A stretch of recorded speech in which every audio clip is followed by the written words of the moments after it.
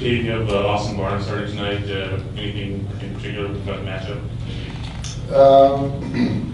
I think with Austin, it's just more of I like the at-bat quality, just to be able to get a hit, spoil pitches, and with Zach, who obviously is a tactician on the mound.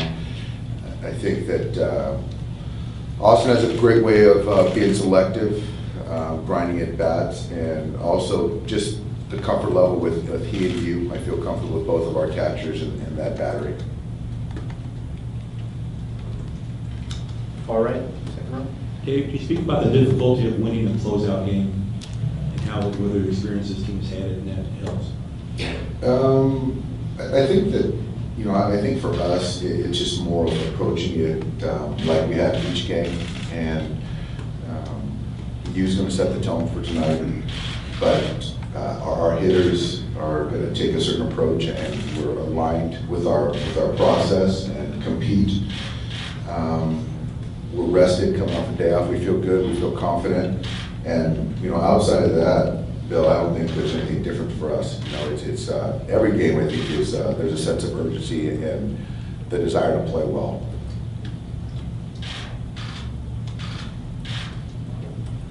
Anything else? Second row, go ahead. When Darvish has been good, and when he hasn't, how quickly is it you taken to be able to tell? You know, what are the tip-offs? Yeah, when U's been good, the fastball command is there.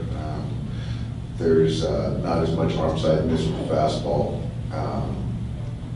when he's been good, and obviously conversely when he's not, the fastball command isn't there.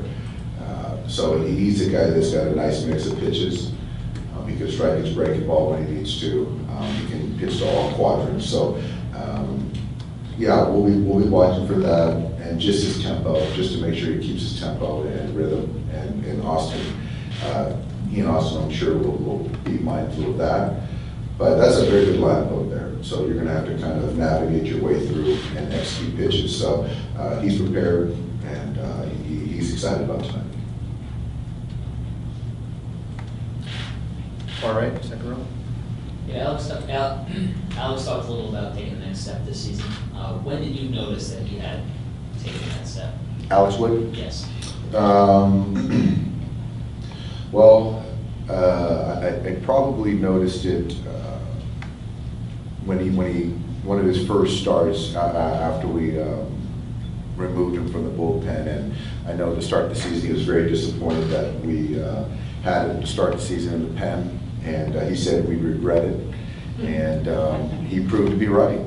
So he earned that opportunity to get out of the pen and make starts, and you know, from the first moment that he made his starts and even out of the pen early, he was dominant, and the stuff was really good. So he's had a tremendous year, and I know that he's always confident, and he's a very competitive person.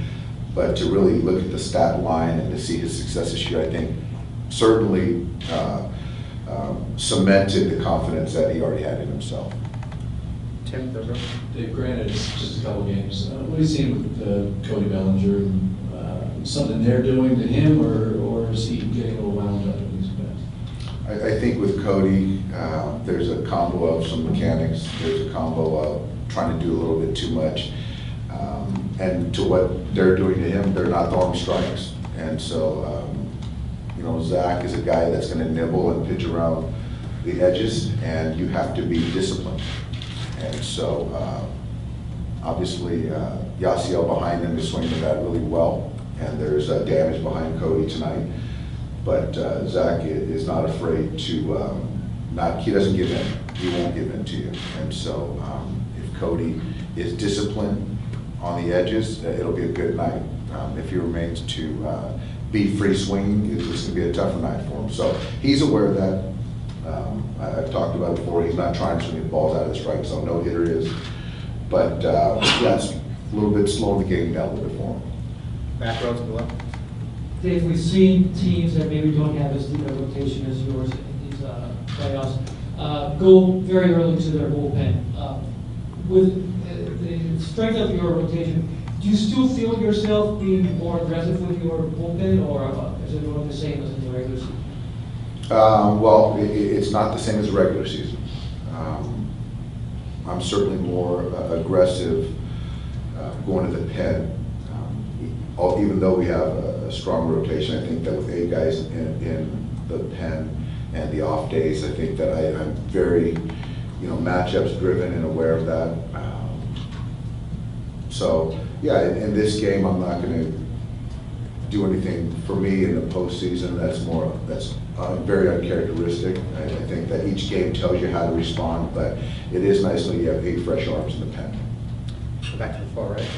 Dave, just to follow up, did Alex tell you you regret it, and what was that conversation like? What was your reaction to hearing that?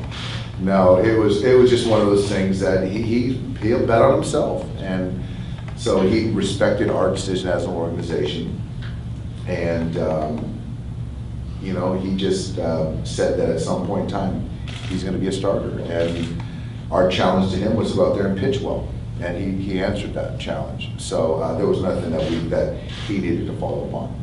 I'm glad he made us eat our words. Barry, second row center.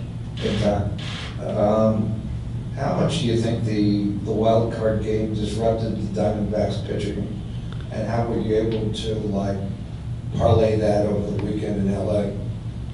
Well, it's a do or die game for them, and to have to go to Robbie Ray in that spot makes sense. You have to win the game to live, to fight the next day or to get to the next week. So however it affected them, Robbie, that's a question more for them. But just from our eyes, he wasn't as sharp as he had been before, for whatever reason, and that might have been the reason.